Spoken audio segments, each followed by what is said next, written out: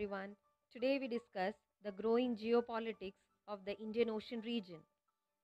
Indian Ocean is the third largest ocean in the world, covering 70,560,000 kilometers square, holding 19.8% of the water by volume on Earth's surface. It is bounded by Asia to the north, Africa to the west, Australia to the east, and to the south it is bounded by Southern Ocean or Antarctica, depending on the definition in use. Along its core, it has some large marginal or regional seas such as Arabian Sea, Laccadive Sea, Somali Sea, Bay of Bengal, and the Andaman Sea. Australia, Indonesia, and India are the three countries with major shorelines and exclusive economic zones. The sea lanes in Indian Ocean are among the most strategically important in the world, with more than 80% of the world's seaborne trade in oil transiting through it and its vital choke points, with 40% passing through Strait of Hormuz running between Arabian Sea and Persian Gulf, 35% through the Strait of Malacca connecting South China Sea to Indian Ocean between Indonesia and Malaysia, 8% through Bab el-Mandeb Strait connecting Gulf of Aden to the Red Sea.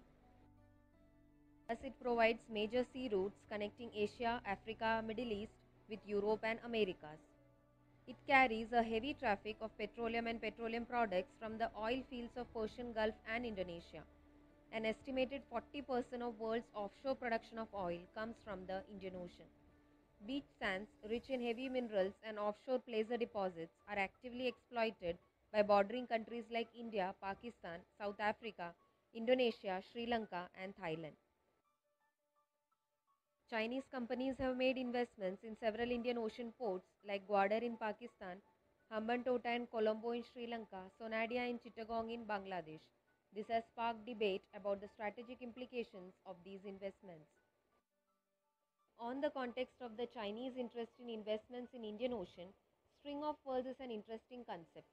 It's a geopolitical theory on potential Chinese intentions beyond trade in the Indian Ocean region.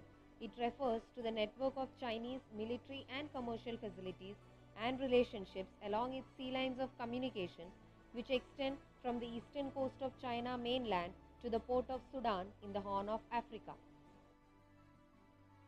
These sea lines run through major maritime choke points like Strait of Mandeb, Strait of Hormuz, Strait of Malacca, and Lombok Strait, as well as other strategic maritime centers in Pakistan, Maldives, Sri Lanka, Bangladesh, and Somalia.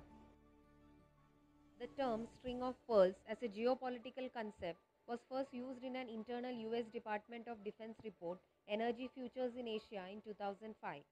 The term is also widely used in India's geopolitical and foreign policy narratives to highlight India's concerns over massive Chinese Belt and Road Initiative projects across southern Asia.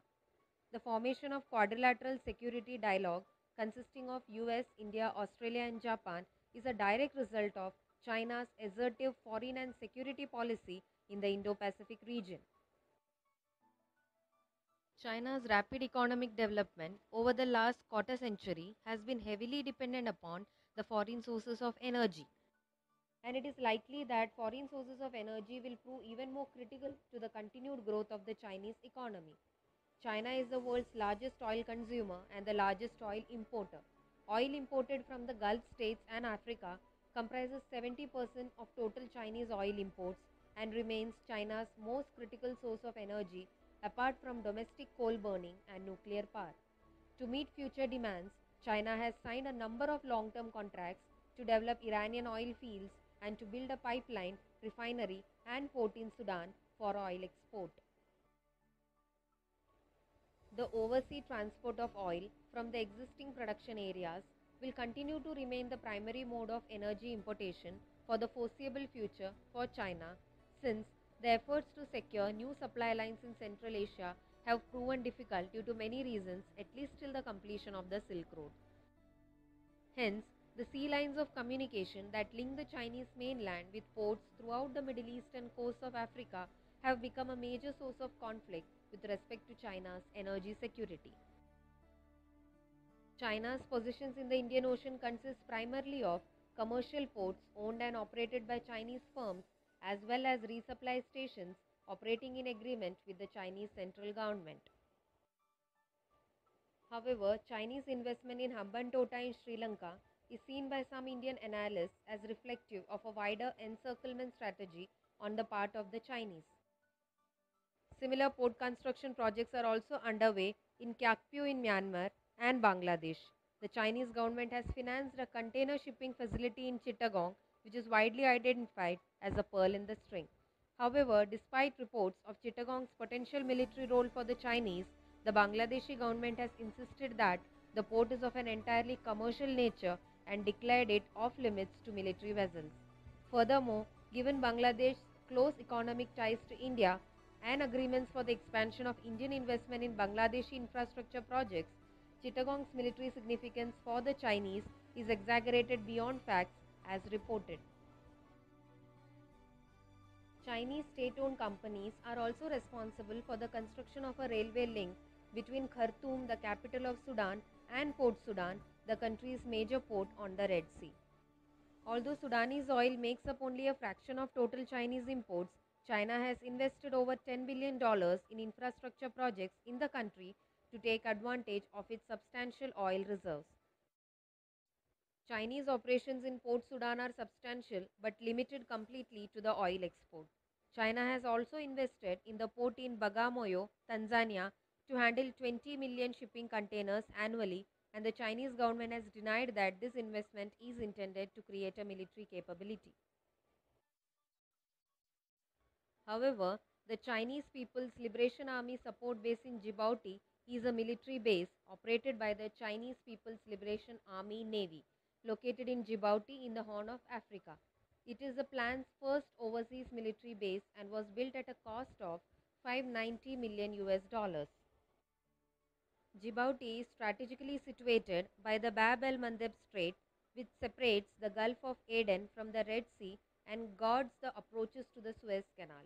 The Chinese base is located by the Chinese-operated port of Dorale to the west of Djibouti city.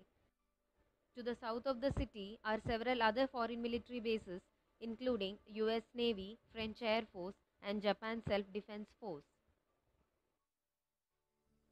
The facility is expected to significantly increase China's power projection capabilities in the Horn of Africa and the Indian Ocean. In 2015, Beijing preferred to classify its first overseas military base as a logistic facility, assigning it a limited number of missions like participation in UN peacekeeping operations, anti-piracy escort missions in the Gulf of Aden, and humanitarian relief. However, Chinese officials now in 2020 endorse the idea that this logistical facility is actually a military support base and that Djibouti is China's first but probably not last overseas strategic strong point to protect China's growing international security interests. The base includes personnel from various branches including Marines and Special Forces. It is equipped with a heliport which can also be used by drones. Underground, the base is equipped with cyber and electronic warfare facilities. The PLA's new naval base is not limited to protecting strategic sea lanes of communication, but counter-terrorism and intelligence collection are also part of its missions. The PLA's Djibouti base contributes to securing China's economic and security interests in Africa, the Middle East, and the Red Sea. The port at Gwadar, which is connected to the Karakoram Highway linking western China and the Arabian Sea, is of even greater concern to the Indian government, which views it as a powerful evidence of Chinese and Pakistani collusion against Indian security and economic interests.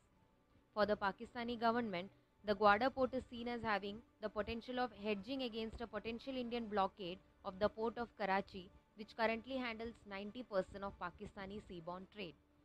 For the Chinese central government, which has funded the majority of the $1.2 billion construction, Gwadar represents an important strategic foothold situated only 240 miles from the Strait of Hormuz connecting Arabian Sea to the oil-rich Persian Gulf. In 2015, the state-owned China Overseas Port Holding Company was officially granted control of the port's operation, further consolidating Chinese influence over the Gwadar project.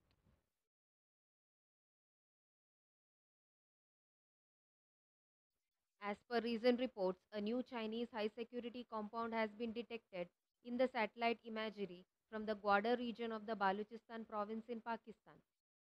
As per analysts, The compound in question has extensive security of questionable levels. It has anti-vehicle berms, security fences, and a high wall. Sentry posts and elevated guard towers cover the perimeter between the fence and the inner wall. This suggests armed guards with rifles. Apart from the main compound, there are two other smaller sites that have been built in the last year that have rows of blue roof buildings. Experts suggest that these might be actually barracks for a Chinese Marine Corps garrison where Beijing had previously been reported to be deploying Marines in 2017. According to the latest satellite images and reports, the Chinese leased Maldivian island of Fedu Finolu Island has undergone a massive facelift too. The island, leased until 2066 by China from the Maldivian government for $4 million, has seen a dramatic increase in size from 38,000 square meters to 1 lakh square meters and is undergoing rapid construction as well. The construction on this island, as well as the facelift, mirrors Chinese actions on the Spratly Islands in the South China Sea, wherein, after denying any militarization ambitions, Beijing did acknowledge creating a military base on the island and had justified its actions by saying that it has a natural right as a sovereign nation. For India, the Indian Ocean region and the countries located in the region, including the Maldives, are of strategic importance, and India considers them as a part of its sphere of influence. Secondly, the geographical proximity of a base at Fedu Islands poses a direct threat to Indian security and freedom of movement in the Indian Ocean. If established, the Chinese military base would be only 900 km away from the Minicoy Island in the Union Territory of Lakshadweep and close to 1,000 km from the Indian mainland. The Chinese military outpost could be used to dock nuclear submarines in the region or collect hydrological data to track subsurface operations of India like deployment submarines. If and when the base is established, China would have surrounded India on all three sides in the Indian Ocean. Thus, coming to India's concerns, China's maritime strategy comprises four key components. First, to secure its maritime trade and economic interests in the Indian Ocean region. Second, preparedness for maritime combat and non-combat operations. Third, to undermine India's geostrategic influence in the Indian Ocean region. And fourth, to overcome the threat of US naval dominance. Beijing's ultimate objective is to emerge as a global maritime power capable of commanding the far seas and oceans. In a news conference in December 2017, the Indian Chief of the Naval Staff had noted that 8 ships of the Chinese PLA Navy were regularly deployed in the Indian Ocean, including nuclear-powered submarines. China has sold 10 submarines to India's closest neighbors, 8 to Pakistan and 2 to Bangladesh, and has established a naval base in Djibouti. It would not be inconceivable for Beijing to dispatch an aircraft carrier strike group to the region in the not too distant future. India has been steadily taking steps to expand the scope of its activity in the Indian Ocean since 2001. It has modernized its bases on the Andaman and Nicobar Islands, which are near the Malacca Strait, established naval surveillance facilities in Madagascar and Mauritius, and launched a military satellite to enable communication even while far offshore. It began making annual tours of countries around the Indian Ocean with small divisions of around 4 ships. In 2016, the Indian Navy hosted an international fleet review in which over 100 warships from 50 countries participated. And in May 2018, India decided to station fighter jets in the Andaman and Nicobar Islands to be prepared for the entry of Chinese carrier groups into the region. These maneuvers require access rights to ports in each country. In 2016, India secured such rights to Diego Garcia from the US, to the port of Dam from Oman, and to Reunion Island from France. And in 2018, it reportedly reached agreement with the government of Seychelles to build a base on Assumption Island. India's second approach to enhance its military presence is to provide capacity building assistance for countries in the region. Such assistance may be provided in either India or the recipient country or consists largely of financial support. Malaysian fighter jets, for instance, were brought to India for servicing, and Singapore has already a long-term arrangement for the use of India's training grounds. Further, Indian military personnel have been stationed in Maldives, Seychelles, and Mauritius to train local troops in the use of the patrol planes, helicopters, and boats that were supplied to those countries. Financial assistance has increased conspicuously since 2017 when it was agreed to furnish $500 million in aid for the Bangladesh Air Force, with the objectives to acquire a first-hand understanding of the state of Bangladesh military aircraft. Should Bangladesh become dependent on India for the purchase of parts, moreover, it may even be possible to choke off supplies and keep the fighter jets grounded. Bigger yet, India can also leverage the aid to prevent its neighbor from purchasing jets from China, preventing PLA from gaining a permanent holding at a Bangladeshi air base. The Quadrilateral Security Dialogue (QSD), also known as Quad, is an informal strategic forum between the US, Japan, Australia, and India that is maintained by semi-regular summits, information exchanges, and military drills between member countries. The forum was initiated as a dialogue in 2007 by Prime Minister Shinzo Abe of Japan with the support of Vice President Dick Cheney of the US, Prime Minister John Howard of Australia, and Prime Minister Manmohan Singh of India. The dialogue was paralleled by joint military exercises of an unprecedented scale, titled Exercise Malabar. The diplomatic and military arrangement has been widely viewed as a response to increased Chinese economic and military power, and the Chinese government responded to the Quad by issuing formal diplomatic protests to its members. The first iteration of the Quad ceased to exist following the withdrawal of Australia in February 2008. However, during the 2017 ASEAN summits, all four former members rejoined in negotiations to revive the quadrilateral alliance, with Prime Minister Turnbull of Australia, Prime Minister Shinzo Abe of Japan, Prime Minister Narendra Modi of India, and President Donald Trump of the US agreeing in Manila to revive the security pact among tensions in the South China Sea caused primarily by China and its territorial ambitions. In July 2020, India, Japan, and US are in talks to invite Australia for a coordinated Navy exercise at Malabar 2020, which is scheduled at the end of the year. Australia is most likely to join the Navy exercise. The last time Australia participated in the naval drill was in 2007 along with Singapore. Exercise Malabar is a trilateral naval exercise involving the US, Japan, and India as permanent partners.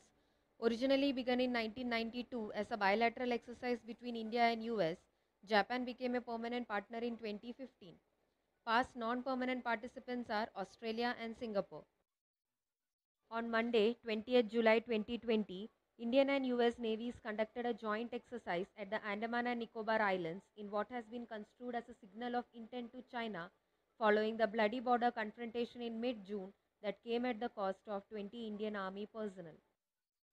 The exercise included India's INS Rana, INS Sahyadri, INS Shivalik, and INS Kamorta linking up with the US Nimitz carrier strike group as it transited through the Indian Ocean from the Malacca Strait and onwards to the Persian Gulf. The message was further amplified when Jaguar Maritime strike fighters were stationed in the Andaman and Nicobar archipelago that dominates the China's critical sea trade route passing through the Malacca Strait. The stationing of Jaguars in the Andaman and Nicobar archipelago underlines Indian Air Force capability to support Indian Navy in dominating the Indian Ocean region and swing into action when required. It strengthens India's military posture against Chinese vulnerability in the Indian Ocean region. The strategically located Andaman Nicobar Command, the country's only command with all the assets and manpower of Army, Navy, Air Force, and Coast Guard placed under one operational commander, can be used as an effective pivot to counter China's expanding footprint in the Indian Ocean region. India is now finally looking into fast-tracking plans for basing additional military forces along with developing the requisite infrastructure in the Andaman and Nicobar Command. To summarize, the last few months have deepened the world's understanding of China's expansionary intent. Hence, greater cooperation among the Quad countries has become inevitable without reservations. The clash at Galwan has permanently scarred the complexion of Sino-Indian ties. The imperative now for India is to set aside past assumptions that have guided its China policy and in doing so, expand its military and defense ties with other Quad nations, US, Japan and Australia to counterbalance China's maritime aggression. Analysts say Quad constitutes a comprehensive game plan against China's geopolitics in the Indo Pacific region. Hence, it is certainly shaping up to become the spine of India's Indo Pacific policy. That's all for today. Thank you.